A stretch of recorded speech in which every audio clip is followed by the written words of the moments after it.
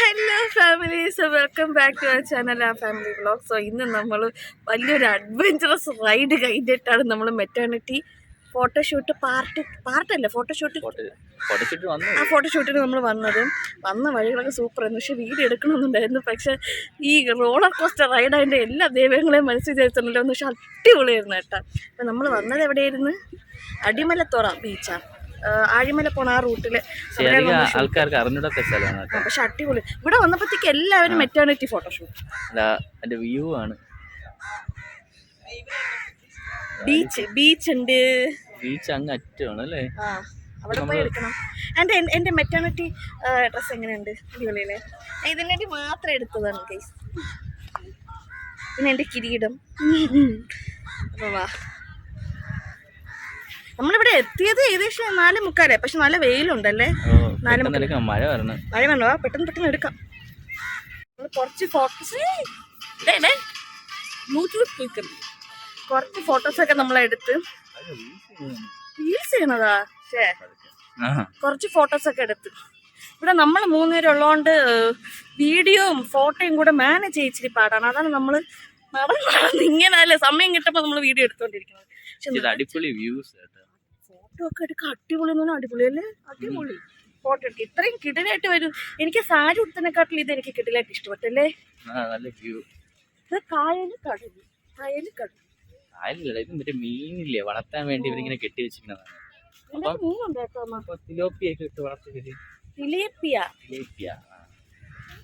നമ്മളെ ക്യാമറമാൻ വേറെ ആരുമല്ല, നമ്മുടെ സ്വന്തം ലതാമ. ലതാമ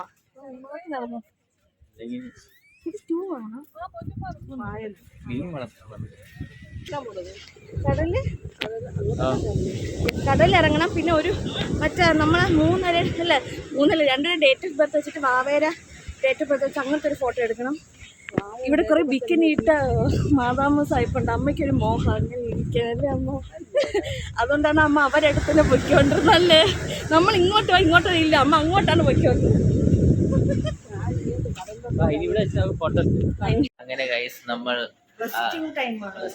നമ്മൾ കുറെ ഫോട്ടോഷൂട്ടൊക്കെ എടുത്തായിരുന്നു. അതിന്റെ ഫോട്ടോസ് ഒക്കെ നമ്മൾ ഇട്ടുതരാം. വീഡിയോസ് ചെറിയ ക്ലിപ്പൊക്കെ എടുത്തായിരുന്നു കേട്ടോ. അത് കഴിഞ്ഞിട്ടിപ്പം ആരിമല വന്നിട്ട് നമ്മളെങ്ങനെ റെസ്റ്റ് എടുക്കുന്നത്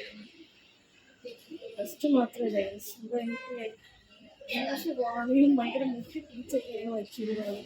ഇവിടെ കഷ്ടപ്പെട്ട് അപ്പൊ അതെല്ലാം വന്നപ്പോഴത്തേക്കും വയറൊക്കെ അത് കഴിഞ്ഞിട്ട് നമ്മളിനി കല്യാണം കഴിഞ്ഞിട്ട് ഒരു വട്ടം ഇത് സെക്കൻഡ് ടൈം. ഫസ്റ്റ്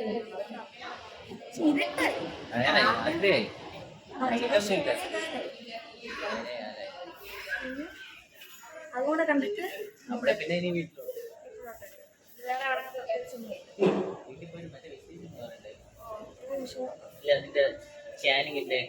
ഇന്നലെ സ്കാനിങ് ഉണ്ടായിരുന്നു. പക്ഷെ അത് വീഡിയോസ് നമ്മള് വീട്ടിൽ ചെന്നിട്ട് അതിന്റെ കാര്യങ്ങളൊക്കെ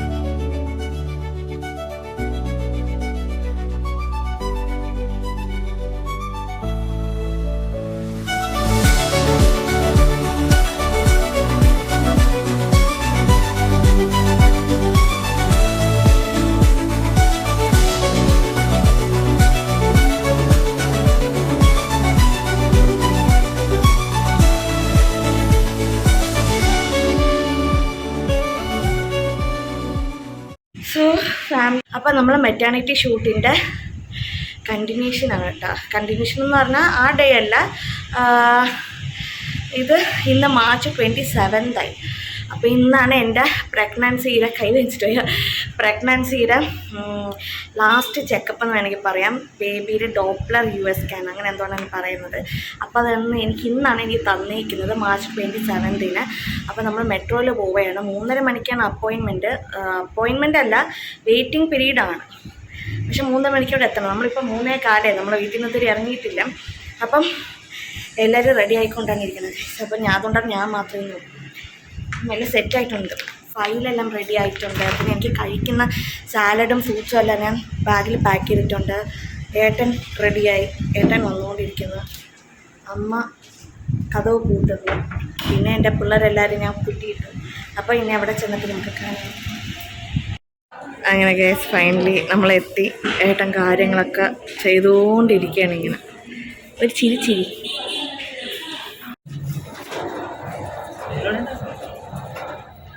അങ്ങനെ നമ്മൾ പൈസയൊക്കെ അടച്ചു. പക്ഷെ 4D സ്കാൻ പറ്റൂല എന്ന് പറഞ്ഞു. നമ്മൾ വിചാരിച്ച് 4D സ്കാൻ പറ്റും, കറക്റ്റ് വാവയെ ഷേപ്പ് പറയേണ്ടി പറ്റില്ല എന്ന് വിചാരിച്ചത് പറ്റില്ല. നമ്മൾ ഫ്ലോർ തെറ്റി.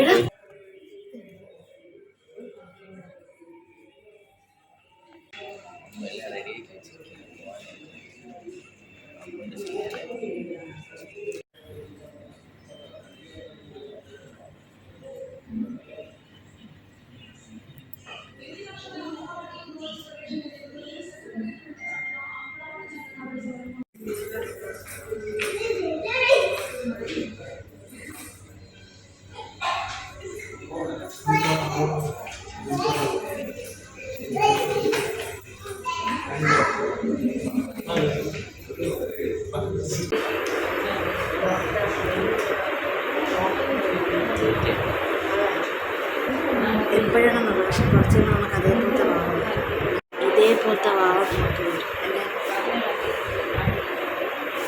അങ്ങനെ ഡോക്ടറിനെ കാണിച്ച് ഇനി കുറേ ടെസ്റ്റ് പറഞ്ഞിട്ടുണ്ട്. ബ്ലഡ് ടെസ്റ്റ്, യൂറിൻ ടെസ്റ്റ്, അങ്ങനെ കുറേ എന്തൊക്കെ NST എന്തൊക്കെ പറഞ്ഞിട്ടുണ്ട്. ഇപ്പം എൻ്റെ അടുത്ത് ആഹാരം കഴിച്ചിട്ട് വരാൻ വേണ്ടി പറയാം. എന്നിട്ട് എന്തൊക്കെയോ ടെസ്റ്റ് സ്കാൻ ചെയ്യണം. ക്യാൻറ്റീനിൽ പോയത് എല്ലാവരും ആദ്യം തന്നെ എൻ്റെ ഈ മുഖത്തിൻ്റെ ഈ കോലം എന്തോന്ന് മാറ്റണമെന്ന് ഒന്ന് എന്താ പറയണം, അല്ല മാറ്റണമെന്ന് അങ്ങനെ എന്താ പറയൂല്ലേ, എക്സ്ക്യൂസ് ചെയ്യണം. വേറെ ഒന്നുണ്ടല്ലോ. ഞാൻ ആശുപത്രി പോക്കാണ്. എനിക്ക് രാവിലെ എനിക്ക് ഒരുങ്ങിയൊന്നും പോകാൻ എനിക്ക് വയ്യ. സംഭവം എന്ന് പറഞ്ഞാൽ ഞാൻ ഇന്നലെയല്ലേ നമ്മൾ ഹോസ്പിറ്റലിൽ പോയി കാണിച്ച മാർച്ച് 28. അതിൻ്റെ ഫൈനൽ വീഡിയോ ഒന്നും ചെയ്യാൻ വേണ്ടി പറ്റിയില്ല. വേറെ ഒന്നും കൊണ്ടല്ല. എനിക്ക് ഇന്നലെ സത്യം പറഞ്ഞാൽ പുത്തൽ ഡേ ആയിരുന്നു. എത്ര വട്ടം എൻ്റെ ദേഹത്തിൽ നിന്ന് കുത്തിന്ന് എനിക്കറിഞ്ഞൂണ്ട്. കുത്തനെക്കാട്ടിലും രാവിലെ ഈ മറ്റേ ബ്ലഡൊക്കെ എടുത്തപ്പോൾ മറ്റേ ഷുഗറിൻ്റെ ടെസ്റ്റൊക്കെ എടുത്തപ്പോൾ ഒരു പ്രശ്നവും ഇല്ലായിരുന്നു. അവർ വേദന ഉണ്ടായിരുന്നു, ഇല്ല നിലവിളച്ചൊക്കെ ചെയ്തു. പക്ഷെ എന്നാലും കുഴപ്പമില്ലായിരുന്നു. പക്ഷെ ഇങ്ങനെ ഹോസ്പിറ്റലിൽ ചെന്ന് ഞാൻ നേഴ്സ് കുത്തിയ പുത്തൽ എൻ്റെ പൊന്നി എനിക്ക് സ്വർഗ്ഗം ഞാൻ കണ്ടെന്ന് വേണം പറയാൻ. അത് ഈ ട്രിപ്പ് ഇട്ടപ്പോൾ എനിക്കതൊന്നും സെറ്റായില്ല. അതിനുശേഷം എൻ്റെ മാനസിക നില മൊത്തം തിരിച്ചു. അതുകൊണ്ടാണ് ഇന്നലത്തെ എൻ്റെ വീഡിയോ നമ്മൾ എടുക്കാത്തത്. അപ്പം ഇത് 5 ദിവസത്തേക്ക് എനിക്ക് യൂറിനറി ഇൻഫെക്ഷൻ ഉണ്ട്. അപ്പോൾ അതുകൊണ്ട് എൻ്റെ അടുത്ത് 5 ദിവസം അഡ്മിറ്റ് ആകാനാണ് പറഞ്ഞത്. പക്ഷേ എനിക്ക് അഡ്മിറ്റ് ആകാൻ വേണ്ടി വയ്യ. പട്ടത്താണ്, നമ്മുടെ വീട്ടിൽ ഒരു 15-20 മിനിറ്റേ ഉള്ളൂ ഹോസ്പിറ്റൽ. അപ്പം പോയി വന്ന് എടുക്കാന്നുള്ള രീതിയിൽ. പക്ഷെ ഭയങ്കര ബുദ്ധിമുട്ടാണ് കേട്ടോ. ഇത് ഒന്നാമത്തെ കാര്യം റൈറ്റ് ഹാൻഡിലാണ് ഇട്ടിരിക്കുന്നത്. അതുകൊണ്ട് തന്നെ ഭയങ്കര ബുദ്ധിമുട്ടുണ്ട് കാര്യങ്ങളെല്ലാം ചെയ്യാനുമല്ല. ഇത് ചെയ്തിരുന്ന നിലവിൽ എൻ്റെ ഏട്ടനും പിന്നെ എൻ്റെ അമ്മയും പിന്നെ അനിയത്തിയും 3 പേരും കൂടെയാണ് എന്നെ സഹായിക്കുന്നത്. അതുകൊണ്ട് കുഴപ്പമില്ല. അതാണ് ഇന്നത്തെ ദിവസം. ഇന്ന് രാവിലെ 8 മണിക്കും പോയി ആൻറ്റിബയോട്ടിക് എടുക്കണം. അതേപോലെ തന്നെ രാത്രി 8 മണിക്ക് പോയി എടുക്കണം. അങ്ങനെ 5 ദിവസം അല്ലെങ്കിൽ 3 ദിവസം 3 ദിവസത്തിൽ മാറിയെങ്കിൽ വീണ്ടും 5 ദിവസം ആക്കുമെന്നാണ് പറഞ്ഞത്. ഇതെല്ലാം കണ്ടറിയാം. പിന്നെ ഡോക്ടർ ഇന്നലെ വേറെ പ്രത്യേകിച്ചായിട്ടൊന്നും പറഞ്ഞില്ല. യൂറിനറി ഇൻഫെക്ഷൻ ഉണ്ടെന്ന് മാത്രമേ പറഞ്ഞുള്ളൂ. അല്ലാതെ വേറെ എല്ലാം നോർമലാണ്. ബേബിയുടെ കയ്യിലും നോർമലാണ്. എൻ്റെ യൂറിനറി മാത്രമേ ഉള്ളൂ, ബാക്കിയെല്ലാം നോർമലാണ്.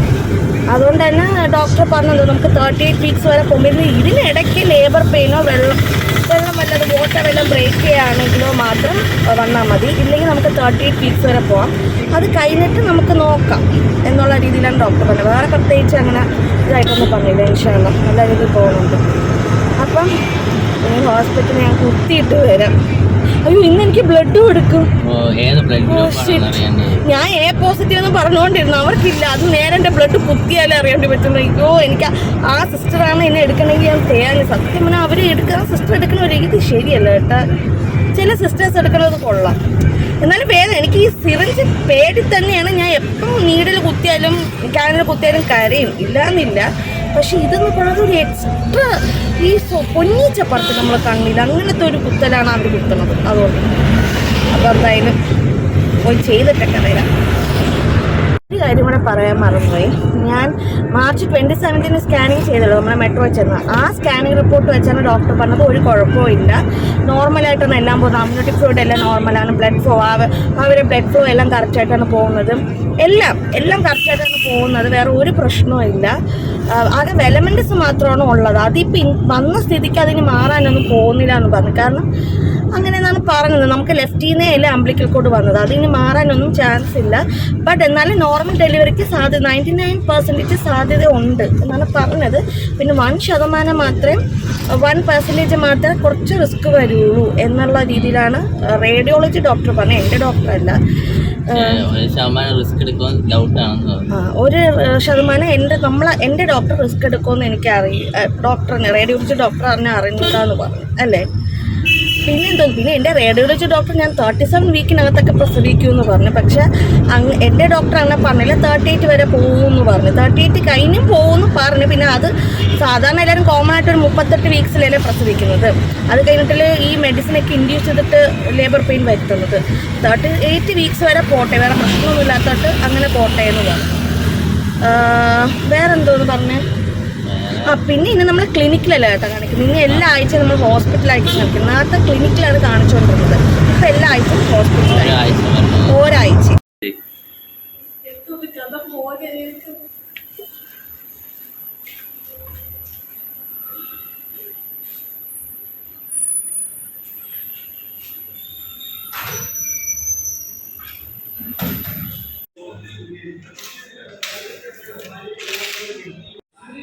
അങ്ങനെ ഫൈനലി എൻ്റെ ട്രിപ്പ് കഴിഞ്ഞ് ബ്ലഡ് എടുക്കുക കഴിഞ്ഞു.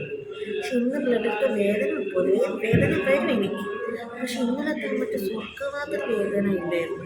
ഈ ചേച്ചി ഞാൻ മോളിൽ കയറ്റിട്ടൊന്ന് ആലോചിക്കും, എൻ്റെ പേഴ്സണൽ നേഴ്സായിട്ട്. പക്ഷെ ഇത് ഇത്തിരി തേപ്പൊന്നും കേട്ടോ. കാരണം ഇന്നലെ വെച്ചതല്ലേ, ബ്ലഡ് ക്ലോട്ട് ആയതുകൊണ്ട് എനിക്ക് മരുന്ന് പോകുന്നില്ല. അങ്ങനെ അതിട്ട് കുറേ തിരുമ്മി അത് ഇച്ചിരി വേദന ഉണ്ടായിരുന്നു. വേറെ ഇതില്ല. അങ്ങനെ എല്ലാം കഴിഞ്ഞ് ഇനി പക്ഷെ എനിക്കറിയാം എൻ്റെ ബ്ലഡ് ഏതാണെന്ന്, എന്നാലും ഇവർക്കറിയണോ. അതുകൊണ്ട് ബ്ലഡ് റിസൾട്ട് വാങ്ങേണ്ടി വേണ്ടി വരുന്നത്. ഇത് കഴിഞ്ഞിട്ട് നേരെ വീട്ടിൽ പോകും. അതിനുശേഷം രാത്രി പിന്നെ വീട്ടിൽ നമുക്ക് കാണും. ഇങ്ങനെ 5 ദിവസം റുട്ടീൻ ഈ സെയിം ആയിരിക്കും നടക്കണം. അപ്പോൾ ഈ വീഡിയോ ഭയങ്കര പേരില്ലേ. അപ്പം ഗൈസ് ഇത്രയേ ഉള്ളൂ. എൻ്റെ ഹോസ്പിറ്റൽ വ്ളോഗും മെറ്റേണിറ്റി വ്ളോഗും ഇത്ര 2 ഉള്ളൂ. അപ്പോൾ എല്ലാവർക്കും വീഡിയോ ഇഷ്ടപ്പെട്ടിട്ടുണ്ടെന്ന് വിചാരിക്കും. ഇഷ്ടപ്പെട്ടിട്ടുണ്ടെങ്കിൽ സബ്സ്ക്രൈബ് ചെയ്യണം, ഷെയർ ചെയ്യണം, ലൈക്ക് ചെയ്യണം. അപ്പോൾ അടുത്ത വീഡിയോ കാണുന്നവരെ this is Aadi. Love you, take care, bye bye. ഉമ്മ കൊടുക്കും.